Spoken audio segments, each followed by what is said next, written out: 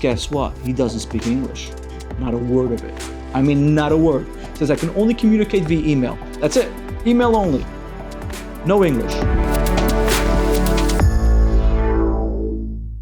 I wanted to follow up on a previous video that we've done about relationships and why they're so important. We get 90% of our clientele from recommendations from previous clients. And the reason for that is because when someone's happy with you, they'll recommend you. If they recommend you and they're happy with you, they recommend you. So always make sure your clients are happy.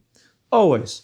Because it comes down to that relationship. And relationships are so important because that is a structure. Friends do business together and they recommend when they're happy. So I want you to give a little bit of a story and that you can see this real time. I mean, because this literally happened today, so I can't make this up. That's why I wanted to follow up on it. We actually had a client that we're doing work for in the city, and he asked us to do a very, very quick project. It's a very unique project, and we did our best to make him happy. I think we worked extremely overtime to make him happy. And we weren't sure he was 100% happy. You never know. You talk to clients, sometimes they get a little fussy with you. And he sends us a new client, a brand new client. Now, we initially thought it was a joke because he sent us a client, and the client's like, I can't get on a call with you. Like, what do you mean you can't get on a call with us? I can't get a call with you. So I can't get a call with us. Guess what? He doesn't speak English. Not a word of it.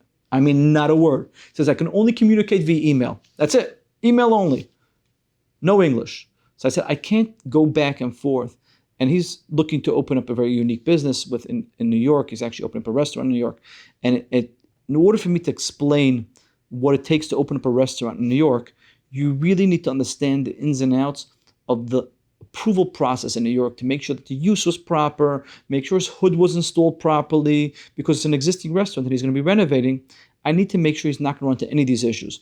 Is the hood clean out proper still? Did he fall for it? The C of O says store, not restaurant, and eating a drinking establishment. I need to make sure that it's actually legal. And imagine if I had to go back and forth via email and explain this to them. It'll be 3 months later, and we'll still be having the conversation via email. I need to get on a call with you. So he responds to me, I really don't speak English well. But he agreed to have a call. We actually got on a call.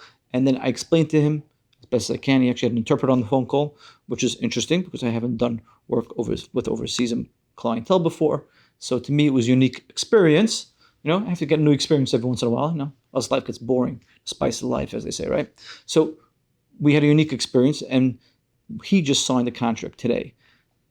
After going back and forth and explaining to him the situation, and he agreed that a phone call was necessary. Now we're communicating via email, and I'm sure we'll have more phone calls and more follow-ups to get it. But he's actually bringing a chain of restaurants that he has overseas. He's actually bringing it to the U.S., which is an interesting feat, specifically since he doesn't speak English. I guess he'll figure out how to accomplish getting construction done. It's not really my problem.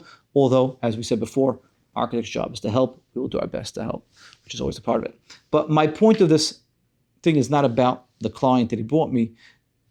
When he sent me this client, I actually sent him back a thank you for recommending clients. He says, we're so happy with you that it's going to be one of many.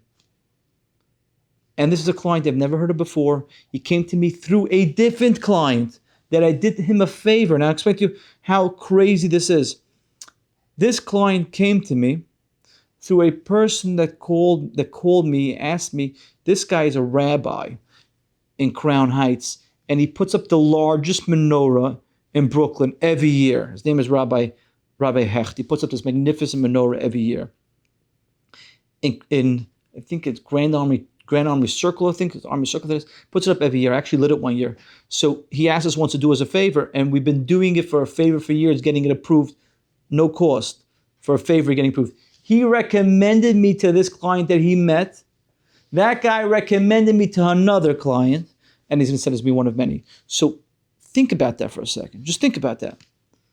Relationships are key component. I once went to a client for a potential project in Florida, and we were sitting down, negotiating, having a conversation about that project.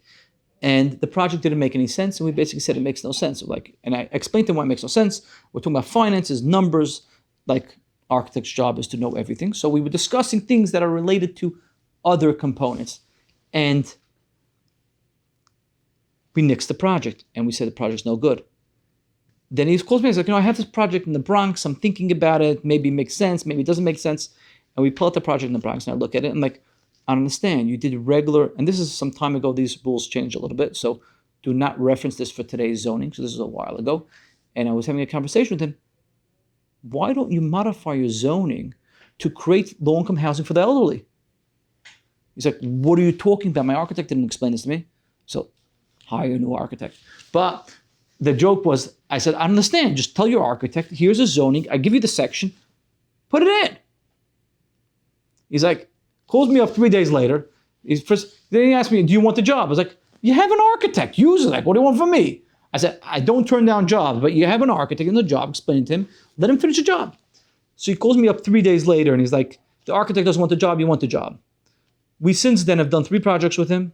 We're doing more projects with him today. Relationships, friends, business, all is one. Learn to make friends, do business with friends, recommend friends, and recommend people that you do work with.